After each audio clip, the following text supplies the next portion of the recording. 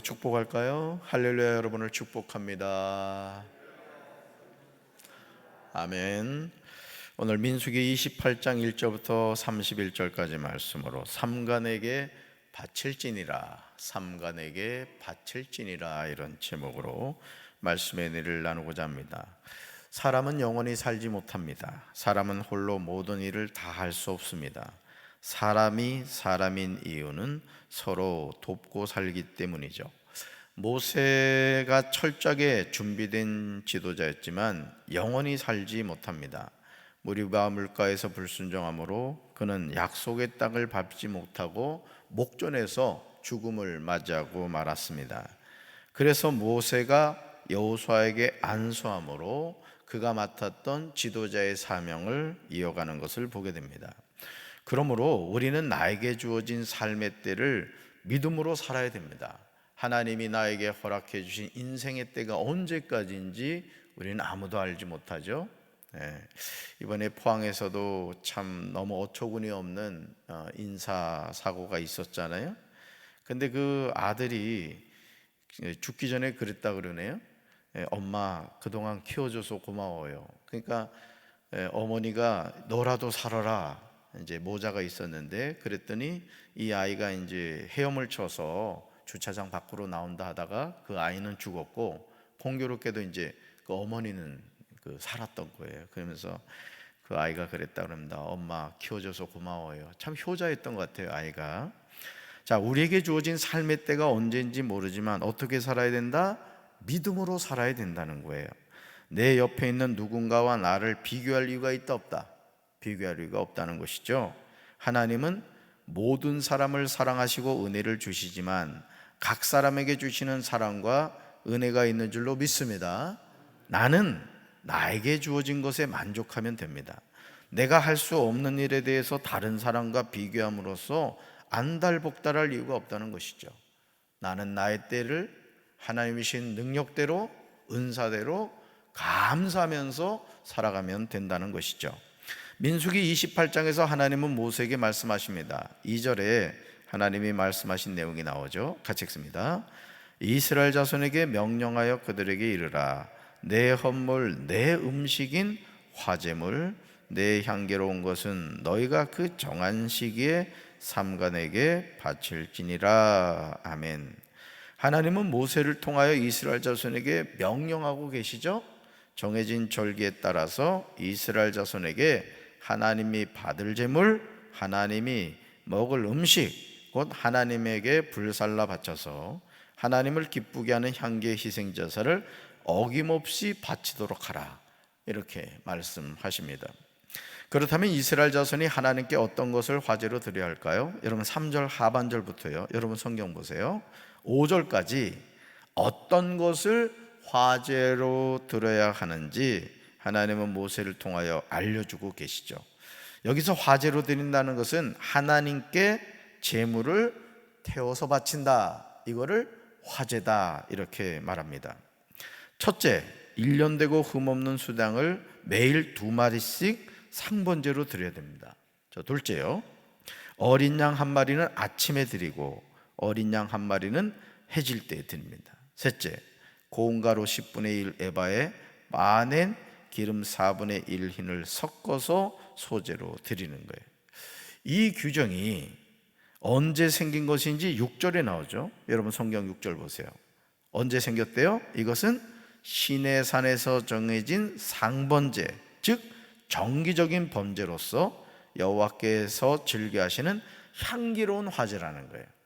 그러니까 하나님이 받으시는 제사다, 이런 뜻입니다. 7절과 8절로 가보시죠. 이것을 함께 바칠 부어드리는 제물은, 이것과 함께 바칠 부어드리는 제물은 뭐라고요? 수당 1마리마다 4분의 1 흰으로 하라고 하십니다. 하나님은 모세에게 거룩한 곳에서 독한 술을 하나님께 부어 바치라, 이렇게 말씀하시죠. 저녁에 둘째 수장을 바칠 때에도 아침에 한 것처럼 그렇게 곡식 제물과 부어드리는 제물을 바치라고 하시면서 이것은 향기로 하나님을 기쁘게 하는 살라 바치는 제사라고 말씀하십니다. 여러분, 우리가 하나님께 믿음으로 드리는 헌물을 하나님이 기뻐 받으신 줄로 믿습니다. 우리 예배를 누가 받으세요? 하나님이 받으신 줄로 믿습니다. 그렇기 때문에 제물은 하나님이 받으시도록 드려야 됩니다.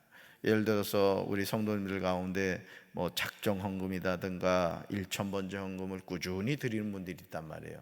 그러면 여러분들이 그것이 물론 거룩한 습관이 되는 건 중요하겠지만은 그 제물을 여러분이 매번 드릴 때마다 여러분의 마음에 하나님, 제가 믿음으로 이 헌물을 드립니다, 받아주십시오, 이런 마음을 가져야 된단 말이에요. 무슨 출근 도장 띄듯이 내가 몇 번 드렸다, 이게 중요한 게 아니라 매번 드릴 때마다 그 제물이 어떤 제물이 돼야 된다?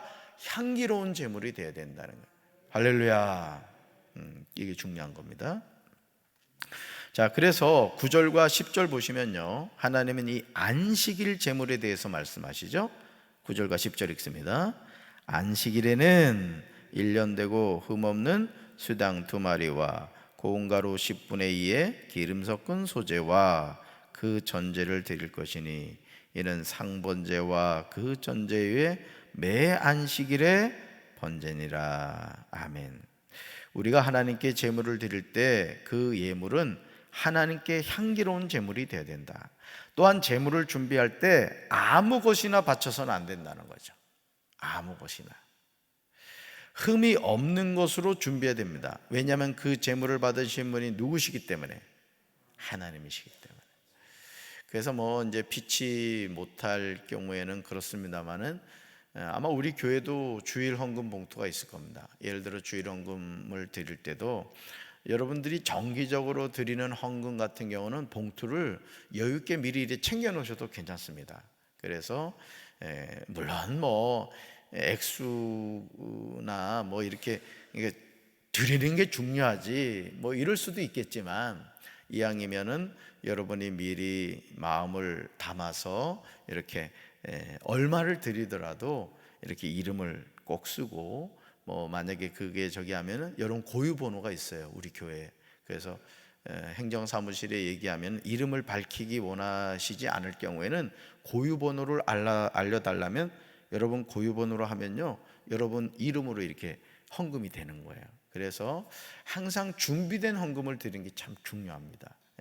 뭐 부흥회를 할 때나 이럴 때도 미리 이렇게 봉투를 챙겨서 이렇게 내가 몇 번 드려야 되겠다 하면 거기다 기도 제목 가급적이면 꼭 쓰시고요. 그래서 그런 제물이 향기로운 제물, 헌금이 된다, 이런 뜻입니다.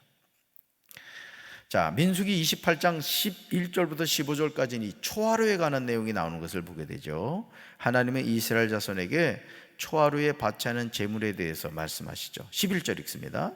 초하루에는 수송아지 2마리와 수당 1마리와 1년 되고 흠없는 수당 7마리로 여호와께 번제를 드리되. 아멘. 이 여호와께, 이런 표현이 참 중요합니다. 그러니까 번제는 누가 받으시는 거예요?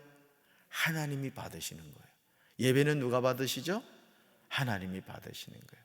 그러니까 여러분들이 이거를 놓쳐버리면은 마치 우리가 우상에게 예배 드리듯이, 우상에게 제물을 드리듯이 이제 그럴 수 있다라는 것이죠. 사랑하는 성도 여러분, 지금 이스라엘 자손들이 초하루에 여호와께 번제를 드리는 제물을 주목해 보시기 바래요. 제물을 보시죠. 그들이 정성을 다한 것을 보게 됩니다. 여러분 11절로 다시 가봅시다. 수송아지 몇 마리래요? 네?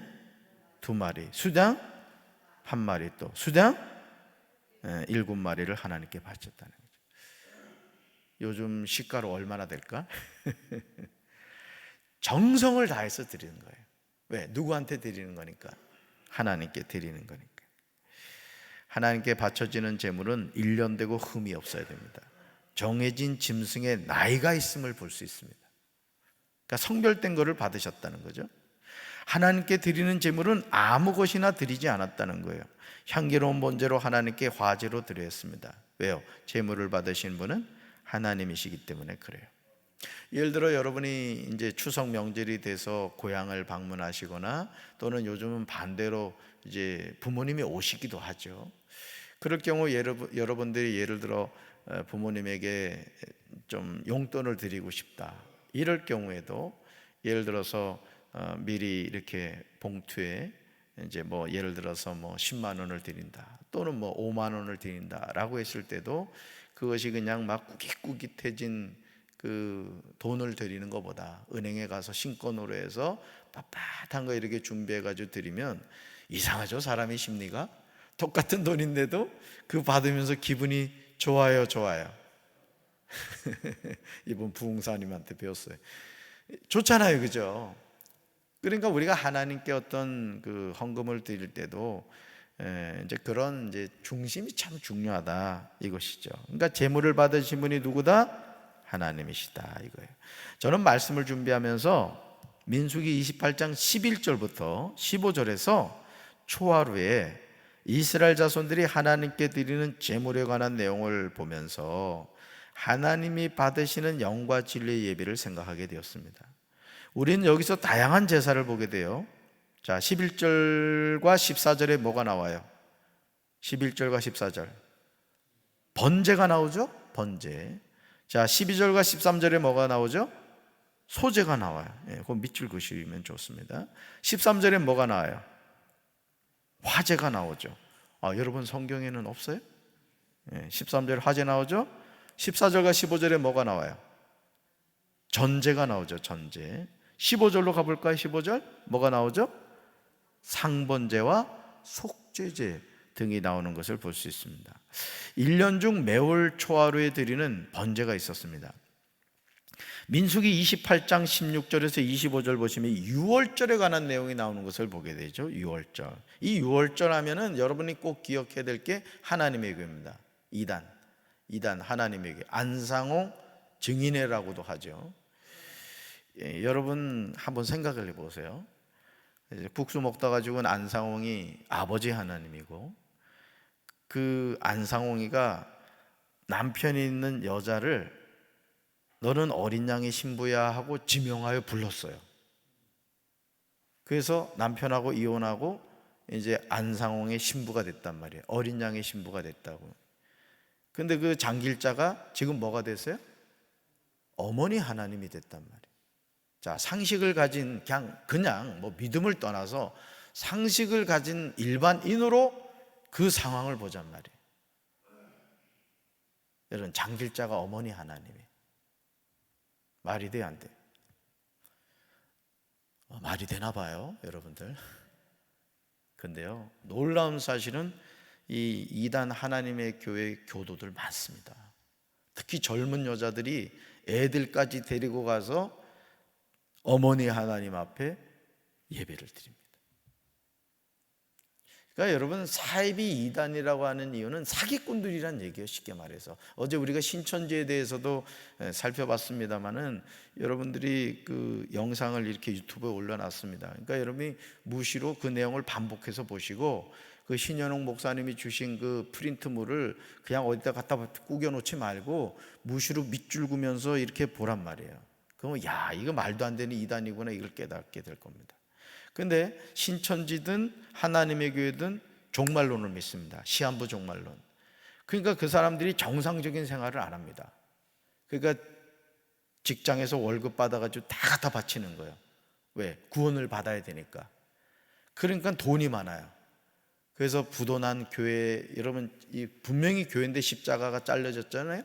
그 하나님의 교회입니다. 그 교회라는 이름까지 이게 사악한 것들이 붙여가지고 일반 사람들은 이제 그 구분을 못하고, 또 제가 그 인천에 있을 때 그 율목감리교회라고 있었어요. 율목감리교회. 그 위치도 좋아요. 사통팔달이에요, 교회가 위치가. 근데 그 서모 목사님이 거기서 이제 목회를 했는데 그냥 이 양반이 이제 목회를 제대로 안 한 거예요.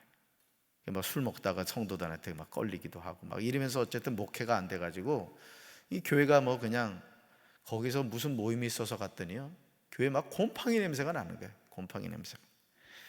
근데 그 건물을 옆에 있던 그 신흥감리교회에서 70억인가가 살려고 그랬어요. 위치가 워낙 좋아가지고. 근데 이 하나님의 교회에서 115억인가를 준다 한 거예요. 그 하나님의 교회에다 팔았어요, 그거를. 그러니까 십자가 잘라내고 거기다 하나님의 교회 이렇게 그냥 딱 붙여놨는데 아주 그 인터넷에 아주 그 올라가 보면 아주 나와 있습니다. 돈 많이 준다고. 이단한테 팔아버린 거예요. 그러니까 여러분, 오늘 우리가 이 세상을 살면서 이걸 깨달아야 돼요. 그리고 왜 이 하나님의 교회는 꼭 뭘 강조하냐면 이 유월절을 강조합니다. 유월절을. 여러분, 유월절은 우리에게 뭘 말해주죠? 하나님은 유월절을 통해서 우리에게 뭘 전해주기를 원하세요? 유월절에 어떤 일이 있었어요? 유월절이 언제부터 시작됐어요? 출애굽할 때 10번째 재앙이 뭐였어요? 장자의 죽음이었죠. 그래서 하나님께서 모세를 통해 뭔 명령을 하세요? 어린 양을 잡아서 좌우 임방 문설주에 뭘 바르라? 어린 양의 피를 바르라. 그러면 그 피를 바른 집은 내가 패스오버한다. 이게 유월절이란 말이야. 유월한다는 얘기란 말이야. 근데 하나님에게는 지금도 이 유월절 지켜야 된다 얘기합니다. 신천지도 아마 그럴 거예요. 그런데 여러분, 그 유월절이 누구를 통해 완성이 됐어요? 어린 양의 피를 보면 내가 그 집을 넘어간다 해서 그 집안의 장자는 안 죽었단 말이에요. 어린 양 피를 안 바른 집은 다 죽었어요. 자, 그것이 신약으로 와서 누굴 통해 완성됐어요? 갈보리에서 흘리신 예수님 십자가 보혈로 이제 예수 믿는 사람은 멸망하지 않고 영생을 얻게 된단 말이에요. 그러니까 유월절 지킬 이유가 있어요, 없어요? 없단 말이죠. 그러니까 모든 구약의 제사는 누굴 통해서 완성된 거예요? 예수님을 통해서. 그래서 우리는 지금 그 예수님이 부활하신 주일을 지키는 거란 말이에요. 그러니까 여러분, 하나님의 교회에서 유월절 지키냐? 그러면 여러분들이 뭐라고 얘기해야 되냐면 양도 잡냐? 이렇게 물어보면 된단 말이에요. 또 양은 안 잡거든요. 그리고 어머니 하나님을 아십니까? 하면 뭐라 그랬어요? 따라합시다. 장길자. 따라하세요. 장길자. 내가 잘 알지. 제가 홍성에서 목회할 때 집사님이 장길자였어. 그래서 제가 얘기할 때마다 좀 그랬습니다만, 어쨌든 이 유월절은 더 이상 지킬 이유가 있다 없다? 없다. 예수님을 통해 완성이 됐다 이거예요. 믿습니까? 자, 하나님은 첫째 달 14째 날은 여호와를 위하여 지킬 유월절이라고 하십니다. 그러니까 구약에 나오는 모든 제사는 누구를 나타내는 거예요? 예수를 나타내는 그림자란 말이에요. 할렐루야. 17절부터요. 여러분 성경 보세요. 17절부터 유월절을 어떻게 지켜야 하는지에 대해서 자세하게 설명하고 있음을 보게 되죠. 그달 15째 날부터는 명절이니 무교병을 먹으라고 하시면서 그 첫날에는 성회로 모이라고 하시면서 아무 일도 하지 말라고 하십니다. 여러분 19절부터 제물을 어떻게 드려야 하는지에 대해서 말씀하시죠. 그러면서 24절과 25절에서 중요한 말씀을 하세요. 말씀 같이 읽습니다. 너희는 이 순서대로 이레 동안 매일 여호와께 향기로운 화제 음식을 드리되 성번제와 그 전제외에 드릴 것이며 일곱째 날에는 성회로 모일 것이요 아무 일도 하지 말 것이니라. 아멘.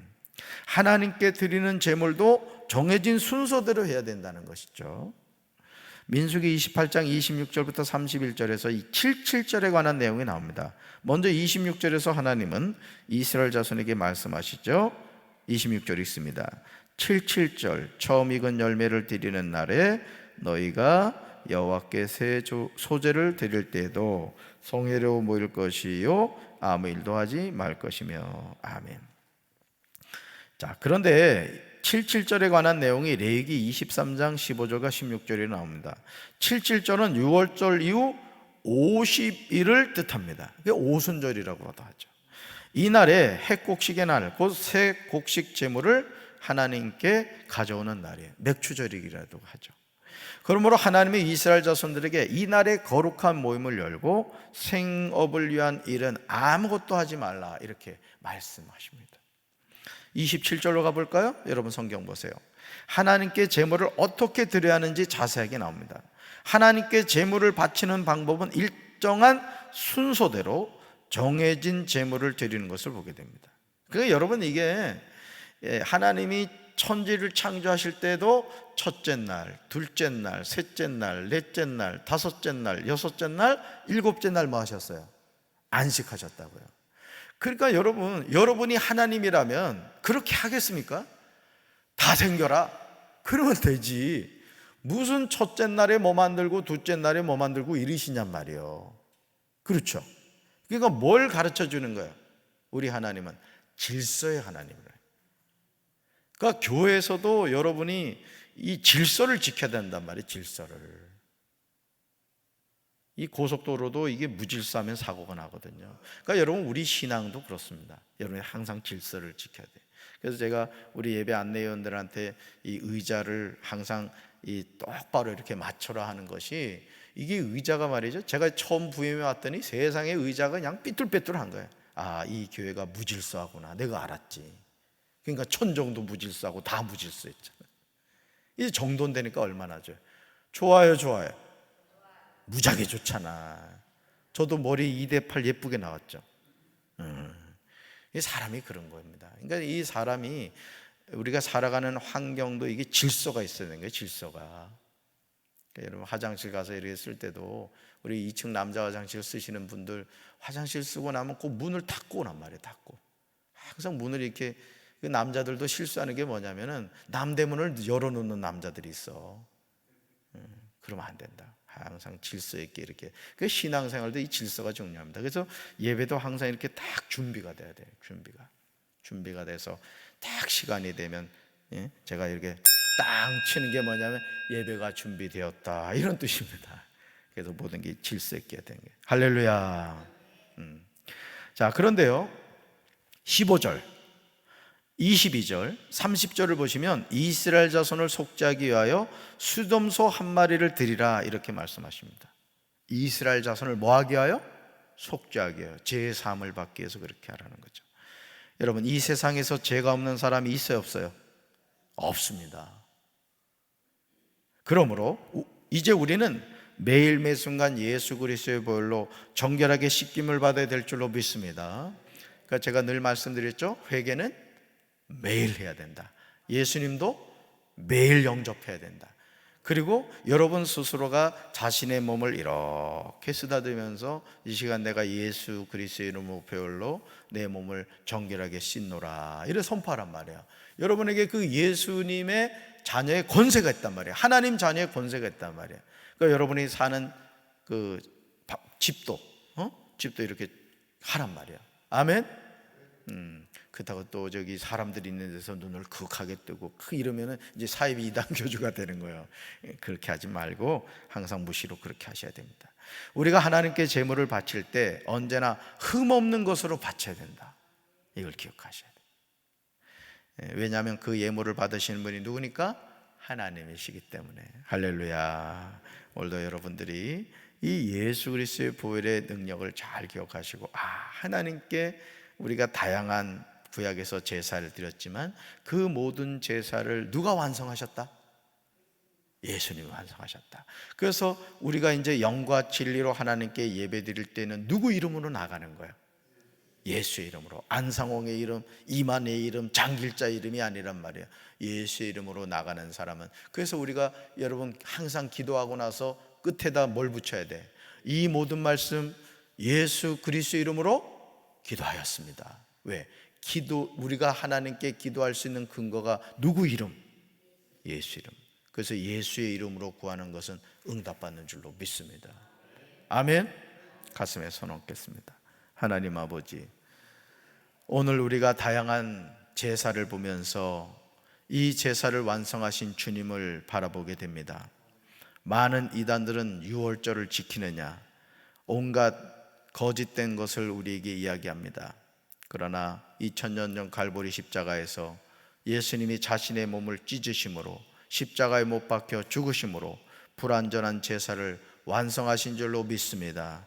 이제 우리는 예수 그리스도의 이름으로 살아계신 하나님을 만납니다. 우리의 삶이 늘 새롭게 됩니다. 우리가 구별된 삶을 살게 도와주시고 흠이 없는 제물을 통하여 하나님께 예배하는 삶을 살게 하옵소서. 이단 사이비에 미혹당하지 않게 도와주시고 우리가 항상 영적 분별력을 가지고 믿음으로 승리하며 살아가게 하옵소서. 예수님 이름으로 간절히 축복하며 기도합니다. 아멘.